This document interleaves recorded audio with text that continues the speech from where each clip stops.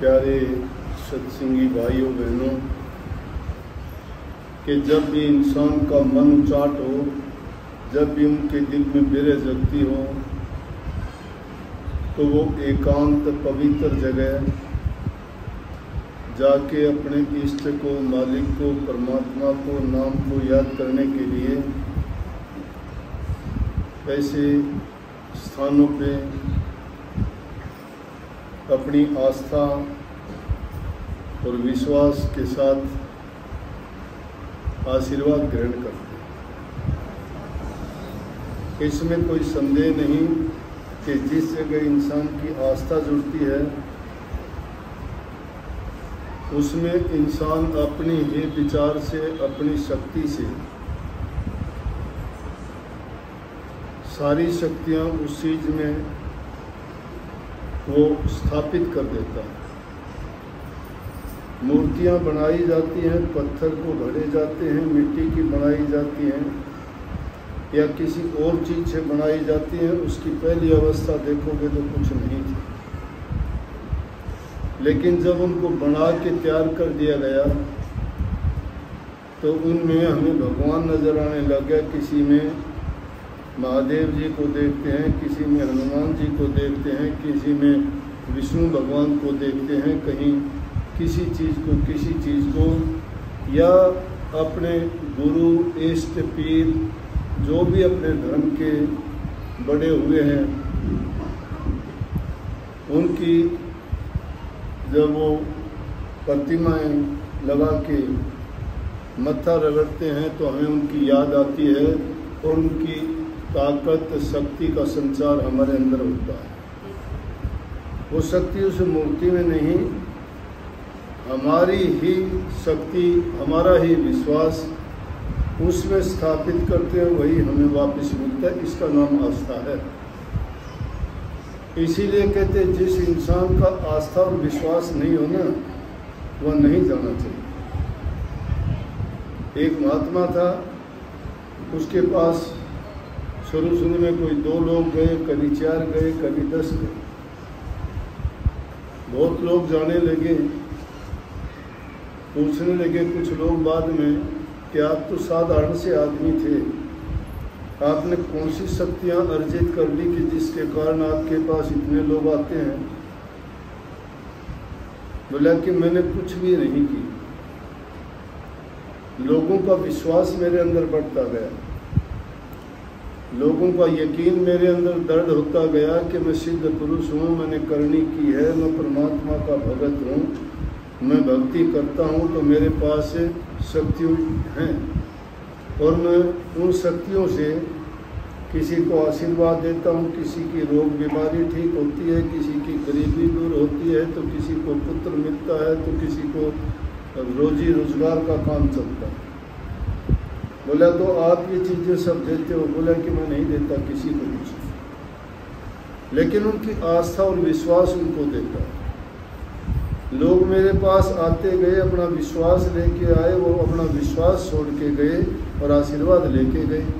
अब उस विश्वास के, आस्था के ढेर लगे हुए हैं यहाँ। कितने ही लोग आओ और वो कितना ही कुछ भी लेके दे।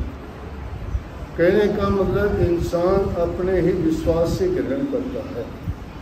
जिसका विश्वास है वो सब कुछ प्राप्त करता है, जिसका विश्वास नहीं है उसको कुछ नहीं मिला, क्योंकि उसने अपना ख्याल ही ऐसा नहीं बनाया। कोई काम ही आप करना नहीं चाहते, किसान काम दूसरा करे और सोचे ये कि मुझे अनाज मिल जाए, उसको अनाज नहीं मिलेगा।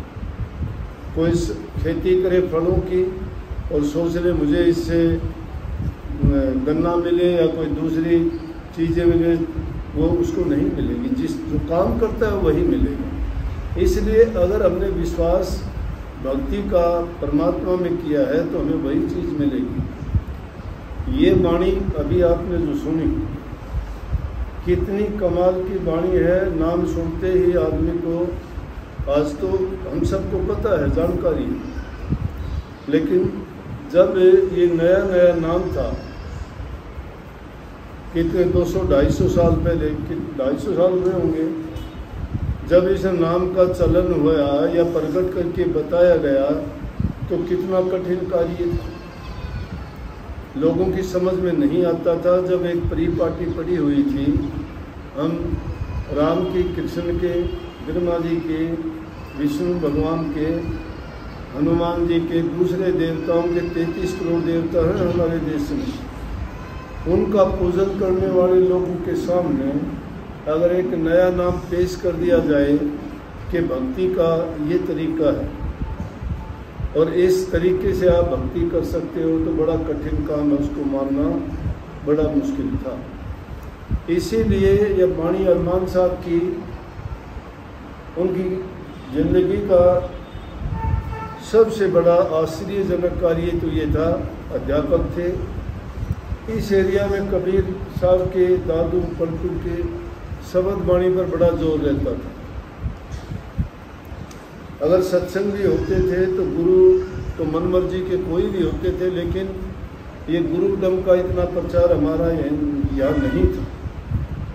शब्द वाणी होती थी, रातों के सत्संग होते थे, अलग अलग गुरुओं के होते थे, उनके अलग अलग पार्टी होती थी, आपस में कंपटीशन होते थे गाने बजाने के, वो क्या गाता है, वो क्या गाता है, और दूसरा एक गाने के बाद में कहता कि ऐसी वाणी गाइए। अब जैसे इन लड़कियों के बाद मैंने उसको कहा 2-3 शब्दों के लिए मैंने इनकार कर दिया कि ये नहीं, और मुझे देखना पड़ा किसको बोलूं कि गाए, उनमें से भी कोई नहीं मिलता।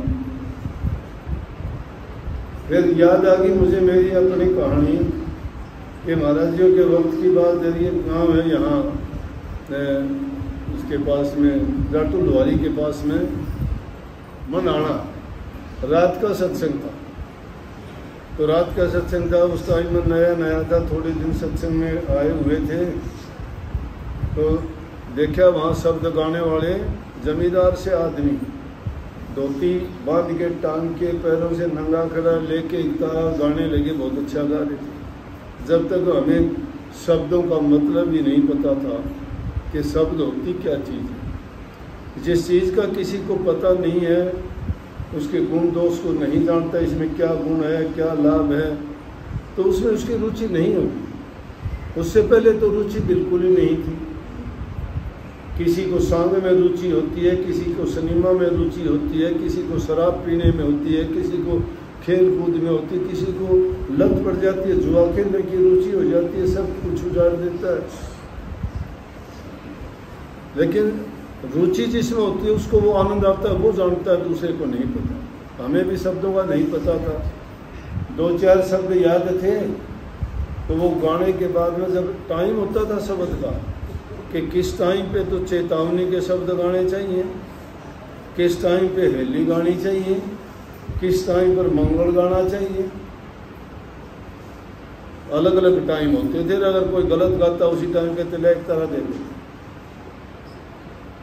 तो भाई वो 2 जने बड़े शब्द गाए, उन्हें महाराज जी सत्संग करके ऊपर चले गए, कहने लगे मेरे से जा भाई सत्संग सुनना नहीं छोड़ा कर, जाके संभाल, शब्द भी गाई हो। मई बाग मेरा साथी था, जाके बैठे, उन्होंने शब्द गा के देख के हमारी तरह लो भाई एक तारा ले लिया। उन्होंने शब्द बड़े अच्छे बार रखे गा के ने, और वो एक तारा जब करे हमने ले लिया एक तारा। अब शब्द 2-4 याद थे, 1-2 शब्द तो गाया।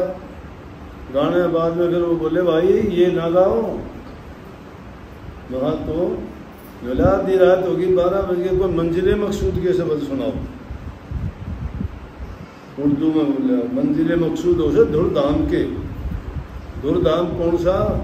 जहाँ से रूह आई थी, राधा स्वामी नाम उसे धुरधाम का नाम है। राधा आदि सूरत का नाम, स्वामी आदि शब्द निज। या राधा उस शब्द से बिछुड़ के आई थी, उसको धुरधाम कहते हैं। कि उस देश की बात कहो जिस देश से ये रूह आई थी। सीधी भाषा में बताता हूँ, उर्दू में उसको मंजिल मकसूद कहते हैं, जो आखिरी मंजिल होती है। रूहानियत का सबसे ऊंचा दर्जा, रूहानियत का जहाँ तक रूह पहुँच सकती है, जहाँ से रूह आई थी, वो रूहानियत का ऊंचे से ऊंचा दर्जा है। तो वही एक शब्द रह गया था, मोटा मोटी कबीर साहब का 32 कली का शब्द था, उन सारे मंजिलों को तय करता हुआ सब कुछ सुनाता। और उसकी लाइन थी, अब तो मुझे पूरा तो याद नहीं है, बीच बीच में कोई लाइन आ जाती है याद, क्योंकि गाय बहुत दिन हो गई।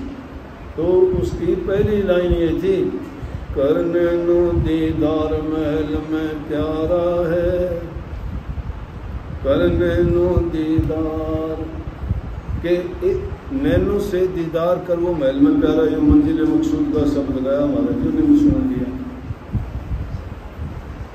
कि भाई 2-4 तो लगा दिए इसे, इसका याद जैसे उठ के आने हो गए थे इतनी देर में। मैं शब्द गा के मैं बोला भाई 32 कली का शब्द, अब मन नहीं पता था और ज़्यादा याद को नहीं, एक कली 3-3 बार बोल के न गाँव ला गया मैं। ये 32 कली वो 3-3 बार गाँव तो पौन घंटा 1 घंटा लोहा ला गया। वो 1-1.15 बज गया जी बोले, मैं बोला भाई कोई दूसरा लेस है कि वो 50 कली वाला छेड़ूँ, बोले कहाँ दे, बोले ना दे बात हम नहीं देते, बस सुना दो कोई सुना। महाराज जी बोले रहे बड़ी चालाकी ने काम काट गया, और याद था तेरा कोई ईसा महाराज जी, और ईसा याद को नहीं था, और क्या करूँ। तो टाइम के अनुसार आदमी को बदलना होता है, समय की जो जरूरत हो उसे उसके अनुसार काम नहीं करे तो आदमी पिछड़ जाए। बल्कि होशियारपुर सत्संग में गए थे तो महाराज जी कहने लगे फकीर चंद जी, जैसे अब राधा स्वामी नाम के कहने लगे, ने बोले हाँ महाराज जी एक काम करो। फकीर चंद ने बोले कि हाँ, बोला कि अभी भी राधा स्वामी नाम के साथ अगर कह दें सतनाम अनामी राधा स्वामी, बोले ताराचंद खबरदार, मिशन को नहीं बदलना, मिशन को नहीं बदलना। तो ये वो नाम है जो अरमान साहब ने या आगरा में हजूर महाराज जी ने जिस नाम को प्रकट किया था।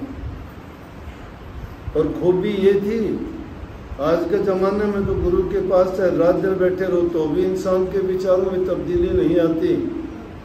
भक्ति करना कोई कठिन काम नहीं है, बहुत आसान है, मैं बताऊंगा आपको। कठिन काम है आदमी बुरी आदतों का छोड़ना, अच्छे गुणों को अपनाना, पर हित की बात करना, कष्ट सहना, त्याग करना, तप करना। साधना तो अपने आप बन जाएगी, इन चीज़ों की साधना करना। लेकिन इंसान को सदियों से आदत पड़ी हुई है, जन्म से लेके अब तक भी हम इस काल और माया के खेल में जिन लोगों के साथ हमारा रिश्ता नाता मतलब रहा है, वो आदमी सब धोखे से भरे हुए हैं, कपट से भरे हुए हैं। कोई आदमी सत्यता की तो बात ही नहीं करता। जिंदगी में जितनी भी मौत से सिवाय जितनी बातें करते हो सब झूठी और कपट की हैं। एक सत्य है, कटु सत्य मृत्यु है, उसको सब जानते हैं और उससे सब बचना चाहते हैं, और वो किसी को नहीं छोड़ती, किसी को नहीं बताती। और फिर भी इंसान आंख बंद करके उसको मानना नहीं चाहता। जब भी कोई कहता है कि वो दिन आएगा, मृत्यु आएगी, इंतज़ाम कर ले, तुझे ऐसी मंजिल पे जाना है जिसका कोई तुझे रास्ते का नहीं पता, ठिकाने का नहीं पता, फिर भी इंसान उस चीज़ को मानने से इनकार कर देता है। लेकिन ये तो संतों की कृपा थी, इस जीव के पर कितनी दया की। कहा कि राधा स्वामी दया के सागर ऐसी मौज दिखाई, ऐसी मौज नाम हुक्म का है कि राधा स्वामी नाम प्रगट होके वो मौज जीवों को क्यों दिखाई कि पता था ये जीव इन चीज़ों को मानने वाले नहीं। ना कठोर तप का समय है और ना ही इतनी कठोरता से त्याग किया जा सकता है। इसीलिए स्वामी जी महाराज ने इस युग में वो तरीका बता दिया कि जिसके कारण योग भोग जोग तीनों इसी जीवन में प्रभु की भक्ति करते हुए हम सब आनंद भी ले सकते हैं। किसी चीज़ की पाबंदी नहीं लगाई गई, बल्कि खुद और छूट दी गई कि ज़रूरत के मुताबिक चीज़ों का उपयोग प्रयोग करो, लेकिन किसी दूसरे जीव को कष्ट ना दो, उसके रास्ते में बाधा ना बढ़ो, किसी की बुराई निंदा ना करो, चोरी छल कपट बेईमानियाँ ना करो। अगर उन चीज़ों में लिप्त हो तो तुम भक्ति और योग के काबिल नहीं हो। इसीलिए कहीं कि अगर तुम राधा स्वामी नाम के मतलब और अर्थ को समझ जाओ और इसको जान जाओ तो करने के लिए कुछ बाकी नहीं रहता, करने के लिए कुछ बाकी नहीं रहता। क्यों नहीं रहता? कि इसमें वो सारी चीज़ें जरूरी जितनी भी हैं जो हमारे सत्य सनातन धर्म में थी, वो सारी की सारी राधा स्वामी मत मानता है। अगर कोई कहता है कि आर्य समाज से अलग है, नहीं, हम सच्चे आर्य हैं। आर्य का मतलब होता श्रेष्ठ पुरुष। हम श्रेष्ठ पुरुष बनने के लिए गुण सिखाते हैं।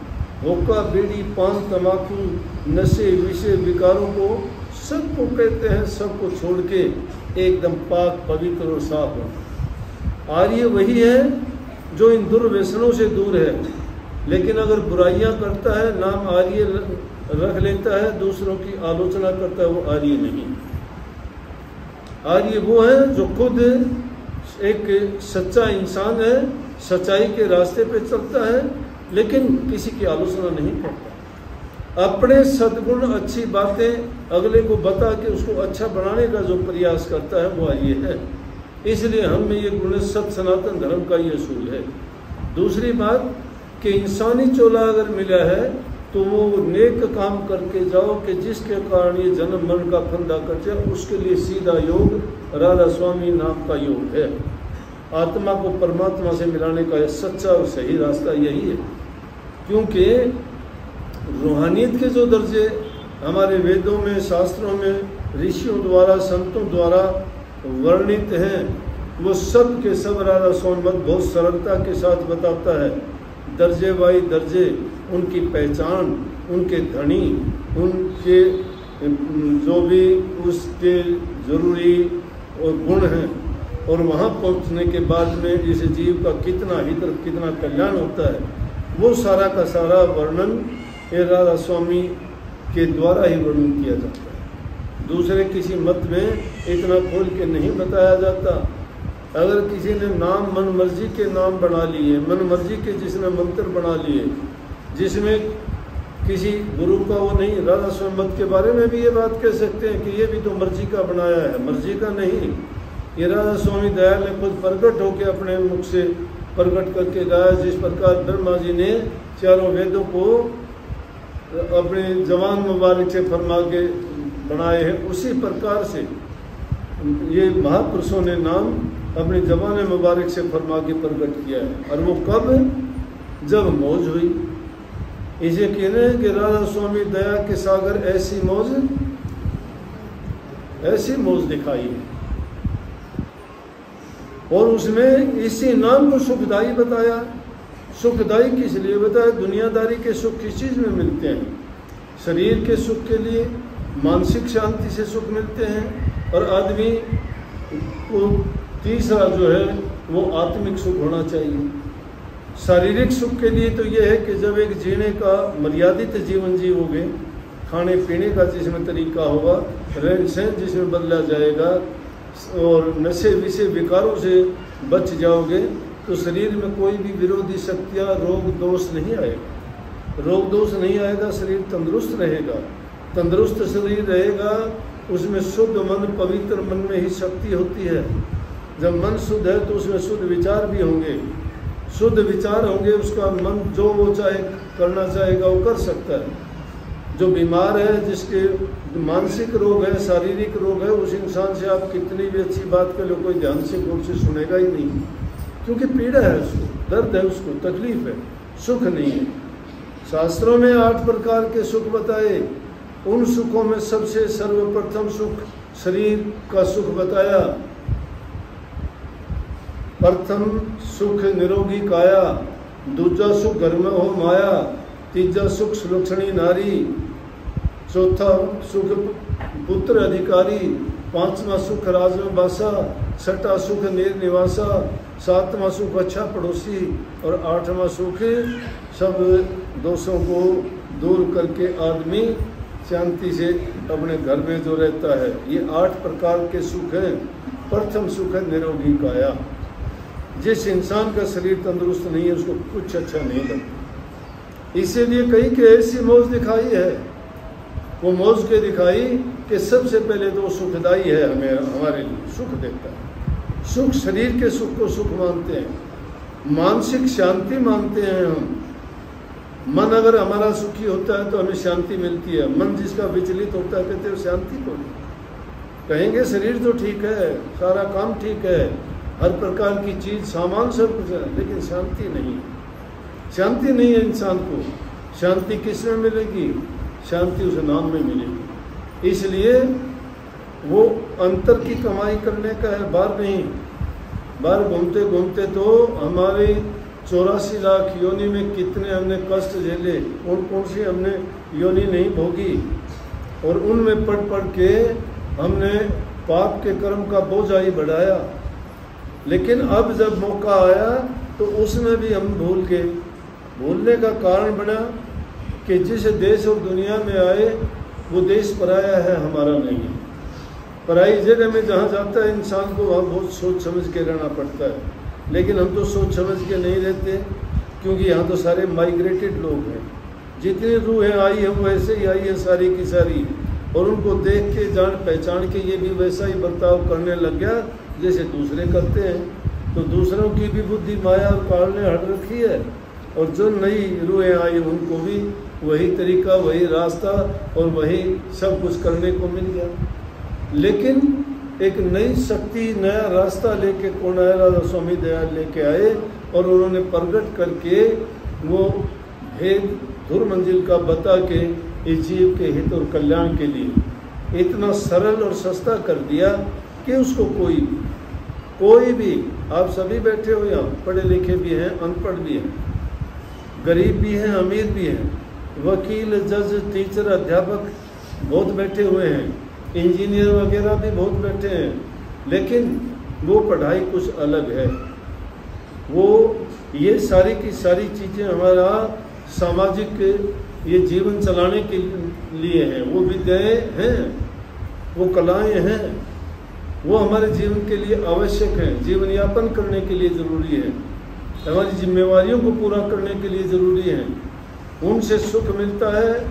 सुखी होने के बाद ही हम ये कल्पना कर सकते हैं कि कुछ घड़ी के लिए परमात्मा को याद करें। लेकिन ये विडंबना है, संतों ने कही है कि सुख में तो बहुत कम लोग ही याद करते हैं परमात्मा। कब याद करते हैं? दुख में। लेकिन दुख में जो याद करता है, सुख में कभी याद नहीं किया तो उसको कौन संभालेगा? क्योंकि वो तो जानते हैं कि अब जो याद करता है ये चाव से नहीं करता, इसकी सच्ची बिरह नहीं है, इसकी लगन नहीं है, ये तो दुखी होके आया है। दुखों के कारण जो है ये सुख ढूंढता फिरता है। तो सुख इन चीज़ों में नहीं है। दुनिया की चीज़ों में जो सुख ढूंढने वाले हो, ये गलती है। दुनिया के पदार्थों में सुख ढूंढते हो, वो सुख दुख में परिवर्तित हो जाएगा। सुख का दूसरा पहलू है ही दुख, लेकिन दुख का भी दूसरा पहलू सुख है। जो सुख बर्दाश्त कर दुख बर्दाश्त करता है तो वो सुख उसको उसी प्रकार से मिलता है जिस प्रकार से कि रात का अंधेरा खत्म जब होता है, जब सूर्य उदय हो जाता है। तो रात आने पर अगर हम सोच लें कि अंधेरा ही अंधेरा रहेगा, सुबह नहीं होगी, वो हमारी गलतफहमी। तो दुख के दिन भी दूर होते हैं, लेकिन आदमी विचलित ना हो। इंसान में सोचने की, समझने की, ज्ञान की, बुद्धि की, विवेक की, ये एक अलग से परमात्मा ने खूबी दी है कि तेरे अंदर ये विवेक देते हैं। उस विवेक से तू कितना काम लेगा। जो इंसान विवेक से काम लेता है कभी दुख नहीं उठाता, और दुख उठाते हैं कर्म खुद करते हैं, दोष परमात्मा को देते हैं। खोटे कर्म खुद करते हैं, खोटे कर्म करके दोष किसको देते? कर्म को देते हैं, भाग्य को देते हैं, और कहते हैं मेरे नसीब में नहीं था। नसीब को बनाने वाले, बिगाड़ने वाले हम खुद हैं। जो अपने नसीब को बिगाड़ता है, दोष दूसरे पे निकालता है, ये कैसे होगा? ये कभी हो नहीं सकता कि इंसान अच्छा कर्म करे उसका परिणाम बुरा हो। इंसान बुरा कर्म अगर कोई भी करता है, मैं एक सीधी सी बात बताता हूँ तुम्हारे लिए भी, तुम्हारा कोई बुरा करता है, तुम जवाब मत दो उसको, जवाब मत दो उसको। चाणक्य नीति में ये नहीं कहा है। चाणक्य तो ये कहता है अगर तुम्हारा बुरा करता है तुम उसका बुरा करो, गलत नहीं है। लेकिन चाणक्य नीति की तो ये है। लेकिन मैं ये कहता हूँ, संत मत की लाइन ये कहती है, अगर तुम्हारा कोई बुरा करता है तुम ना शांत रहो। जो शांत रहता है, क्योंकि कर्म तो उसने बनाया ना, जिसने किया कर्म उसने बनाया, परिणाम भी उसी को मिलेगा वो। तो हम अगर उसके बदले में कर्म बनाते हैं तो हमने भी तो कर्म बना लिया ना। इसलिए ऐसा कर्म हम क्यों बनाएं। और जो आदमी संयम रखता है, धैर्य रखता है, वो इस चीज़ को देख भी लेता है। उचित इनका है कि जो आदमी जैसा करता है उसको परिणाम मिल जाएगा। तुम किसी का बुरा करते हो, तुम्हारा बुरा होगा, कोई रोकने वाला नहीं है, सिद्धांत है ये, प्रकृति का नियम। तुम किसी का अच्छा करते हो, तुम्हारा अच्छा होगा, चाहे कोई लाख कोशिश कर लो तो भी नहीं मिट सकती, क्योंकि ये फैसला ना हमारा है ना तुम्हारा है, ये विधान का फैसला है कि कर्म जो करेगा फल उसको वैसा मिलेगा। इसलिए कर्म बढ़ाओ, कर्म सुधारो, और सबसे उत्तम कर्म एक ही है कि प्रभु की भक्ति करो जिसमें सारे गुण शामिल हैं। एक एक चीज़ को तो करते करते शायद नहीं कर पाओगे। जिस प्रकार से मांग करोगे, एक चीज़ मांगी आपने, एक मिली, दो मांग ली, दो मिली, चार मांगी, चार मिली, लेकिन आशीर्वाद एक मांग लिया, सब कुछ उसमें आ गया। अगर पेड़ को ही आपने अपना लिया तो फल भी आपके, पत्ते भी आपके, टहनी भी आपकी, और पेड़ का तना भी आपका, सारा सब कुछ आ गया। सब आए उस एक में, डाल पात फल मूल, अब लेने को क्या रहा, गए जब पकड़ा मूल। मूल को जब पकड़ लेते हैं तो फिर लेने को क्या रहा बाकी। सब कुछ अगर प्राप्त करना है तो प्रभु की भक्ति वो मूल है, सब चीज़ों का मूल है। तो कभी भी दुख में विचलित ना हो, सुख में कभी गाफिल ना हो। सुख आता है तो शुक्राना किया करो मालिक का, दुख आता है तो बार बार प्रार्थना कर किया करो। वो बुरे दिन भी निकल जाएंगे, सदा नहीं रहने वाले। जो बुरा टाइम आता है वो भी निकल जाएगा, गुजर जाएगा, अच्छा है गुजर वो भी जाएगा। लेकिन जो आदमी संयम रखता है उसके लिए बुरा और अच्छा कभी नहीं होता, उसके लिए सब समान चलता है। जिस प्रकार से समुद्र के पास रहने वाले कस्बे शहर आपने देखे होंगे, 12 महीने मौसम उसमें वैसा ही रहता है, क्योंकि उसमें समुद्र और पानी की तासीर की मिलोनी होती है वातावरण में। इसी प्रकार से प्रभु के नाम का ये गुण है कि उस नाम की जो कमाई कर लेता है वो हमेशा एक जैसे रहते हैं। वो दुख को दुख नहीं मानते, सुख को सुख नहीं मानते।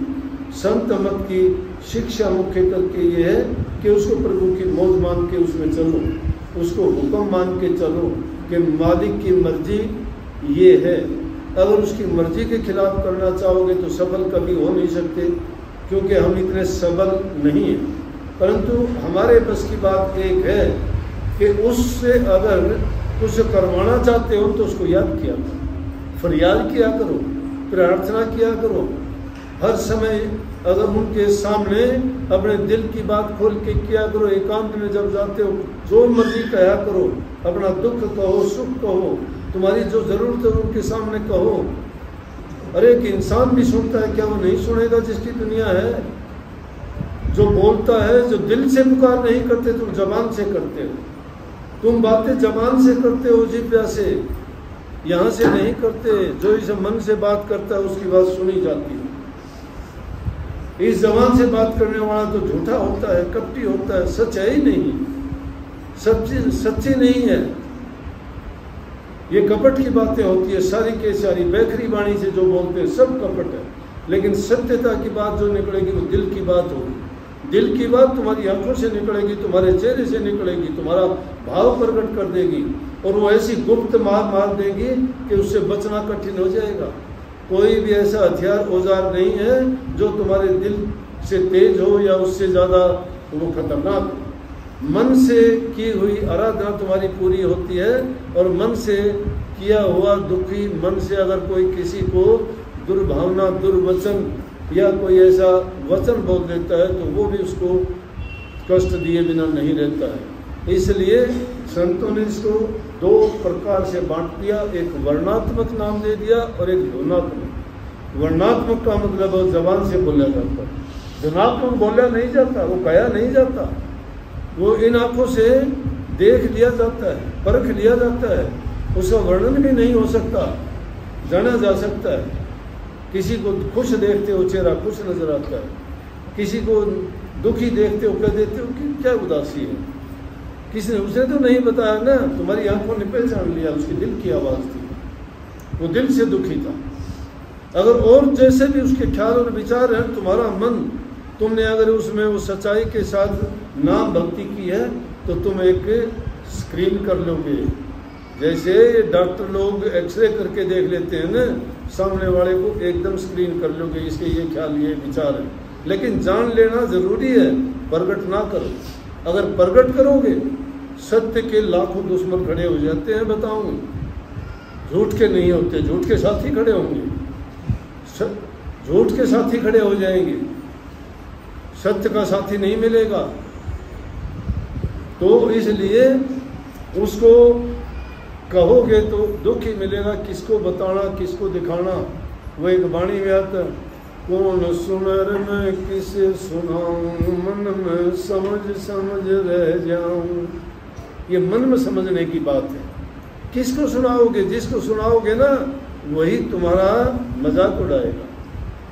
मैं तो ये कहता हूँ, अगर दिल की तुम्हारी गुप्त बात, गहराई की बात अपने निजी से निजी आदमी को भी ना बताओ, नहीं तो कोई न कोई वक्त आने पे वो भी तुम्हारा जो है दुश्मन खड़ा हो जाएगा। अपने मन के अंदर अपनी बातों को अगर रखोगे तो अच्छा रहेगा। सुनो सबकी, जो कहते हैं उनकी सुन लो, तुम्हें उनका पता लगता रहेगा, उनका भाव देखते रहोगे। लेकिन जाहिर ना करो, जाहिर करोगे दुश्मन खड़े हो जाएंगे। इसलिए रखो अपने मन में। सच्ची भक्ति के रास्ते ये हैं। दिखाने से कोई तुम्हारा साथी सहाय नहीं होगा, सुख दुख तुम्हारा अपना होगा। सहारा एक का ही पकड़ो, अपने इष्ट का पकड़ो, गुरु का पकड़ो। जब तुम्हारा गुरु तुमने तुम्हारा बना लिया है तो मैं तो कहता हूँ बाढ़ भी बाका नहीं हो, कोई जोर लगा लो। राम कौन है? राम तुम्हारा गुरु है। जिसमें तुमने अपनी आस्था स्थापित कर दी वो तुम्हारा गुरु है, वो तुम्हारा राम है, वो तुम्हारा मन है, वो तुम्हारा विश्वास है, वो तुम्हारा कर्म है और वही तुम्हारा प्रतिफल है उसका। तुम्हारे अपने विचार से तुम जैसे विचार रखोगे वैसे ही बन जाओगे। इसलिए विचारों की शक्ति से सब कुछ प्रकट होता है। विचारों को अच्छा बनाओ, जीवन को सच्चाई के रास्ते पे चलाओ। ये राधा स्वामी मत की शिक्षा, मेरा नहीं कुछ भी, इसमें मेरा नहीं है कुछ भी। राधा स्वामी मत की ये खूबियाँ हैं, इसलिए बताई है कि राधा स्वामी दया के सागर ऐसी मौज दिखाई है, ये मौज दिखाई है उसने कि इस युग में, काल कली में, जहाँ पाप प्रकट है, ये पाप युग है। तीनों युग बीतने के बाद में पाप का बहुत, झूठ, कपट, बेईमानी, भ्रष्टाचार, चोरी, जारी, बदमाशी, शराब, कबाब, नशा, जुआ, हेरा फेरी, ये सारी की सारी चीजें बहुत उफान पर होंगी और सच्चाई दबती चली जाएगी। परंतु जो लोग सत्य के मार्ग पर चलते हैं, मालिक की भक्ति करते हैं, उनके लिए हमेशा सतयुग था, अब भी है और आगे भी रहेगा।